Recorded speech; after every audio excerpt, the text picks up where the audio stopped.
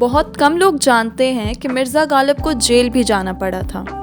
यह बात 1847 की है, जब उन पर बिना परमिट के जुआ खेलने का आरोप लगा और उन्हें दिल्ली की जेल में डाल दिया गया। जब बादशाह बहादुर शाह जफर को यह खबर मिली तो उन्होंने मिर्ज़ा गालिब को जेल से निकालने का आदेश दिया।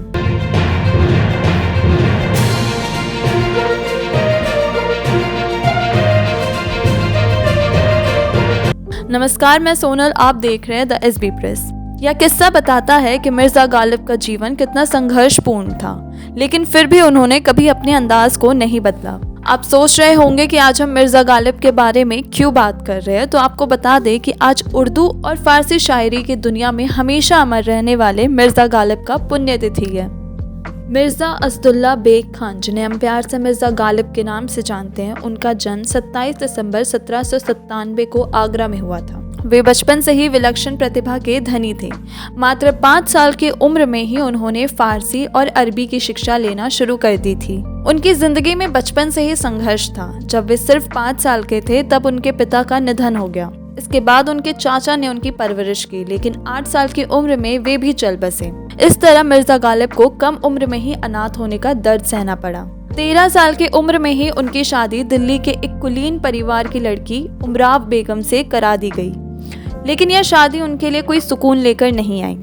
मिर्ज़ा गालिब की शादीशुदा जिंदगी संघर्षों से भरी रही। उन्होंने जीवन में आर्थिक तंगी, सामाजिक परेशानियां और भावनात्मक कष्ट झेले, लेकिन उनकी शायरी इन सभी दर्दों की गवाह बनी। मिर्ज़ा गालिब की शायरी सिर्फ प्रेम और दर्द तक सीमित नहीं थी, बल्कि उसमें जिंदगी के गहरे दर्शन भी समाये हुए थे। उन्होंने जीवन के हर पहलू को अपनी गज़लों और शेरों में पिरोया।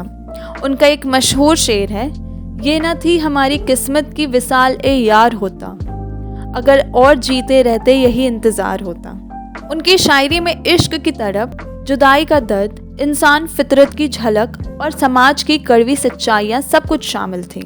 वे सिर्फ एक शायर नहीं थे, बल्कि उन्होंने अपने शब्दों से एक नई सोच को जन्म दिया। मिर्ज़ा गालिब के जीवन का एक महत्वपूर्ण हिस्सा था उनकी मुलाकात मुगल बादशाह बहादुर शाह जफर से।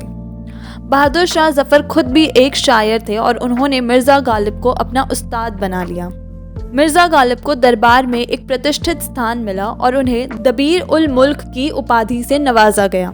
लेकिन 1857 के विद्रोह के बाद जब अंग्रेजों ने सत्ता अपने हाथ में ले ली तो मुगल सल्तनत का अंत हो गया और मिर्ज़ा गालिब को भी आर्थिक तंगी का सामना करना पड़ा। 1857 के गदर के दौरान मिर्ज़ा गालिब ने अंग्रेजों को कई पत्र लिखे, लेकिन जब एक अंग्रेज अफसर ने उनसे पूछा कि वे अंग्रेजी क्यों नहीं सीखते, तो मिर्ज़ा गालिब ने जवाब दिया कि वे अपनी ज़ुबान को तहजीब से भरना चाहते हैं, ना कि गुलामी से।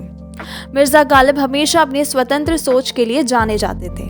मिर्ज़ा गालिब का जीवन हमेशा कठिनाइयों से भरा रहा। उनका अधिकांश समय उधारी और कर्ज में बीतता था। वे अपनी आर्थिक स्थिति को लेकर हमेशा चिंतित रहते थे। उन्होंने कई बार सरकार से पेंशन की गुजारिश की, लेकिन उन्हें कोई स्थायी राहत नहीं मिली। इसके बावजूद उन्होंने अपनी लेखनी को भी कमज़ोर नहीं होने दिया। मिर्ज़ा गालिब की ज़िंदगी के अंतिम साल और भी मुश्किल से भरे हुए थे। उनकी तबीयत बिगड़ने लगी और 15 फरवरी 1869 को उन्होंने इस दुनिया को अलविदा कह दिया। लेकिन मौत के बाद भी उनकी शायरी अमर रही। उनकी गज़लें और खतूत, यानी कि जो पत्र होते हैं, आज भी लोगों के दिलों में बसे हुए हैं। आज मिर्ज़ा गालिब सिर्फ उर्दू और फारसी साहित्य का ही नहीं, बल्कि पूरी दुनिया की शायरी का एक अमर सितारा है। उनकी शायरी को आज भी गाया, पढ़ा और महसूस किया जाता है। उन पर कई किताबें लिखी गई, टीवी सीरियल और फिल्में बनी और उनकी शायरी को नए नए तरीकों से प्रस्तुत किया गया। मिर्ज़ा गालिब की पुण्यतिथि सिर्फ उनके मौत का दिन नहीं, बल्कि उनकी शायरी की अमरता का दिन है। वे सिर्फ एक शायर नहीं, बल्कि शब्दों के जादूगर थे।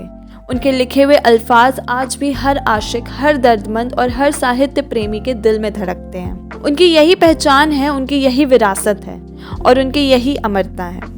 आज उनके पुण्यतिथि पर हम उन्हें श्रद्धांजलि अर्पित करते हैं और उन्हें नमन करते हैं। अगर आपको यह वीडियो पसंद आया हो तो इसे लाइक करें, शेयर करें और हमारे चैनल को सब्सक्राइब करें। धन्यवाद।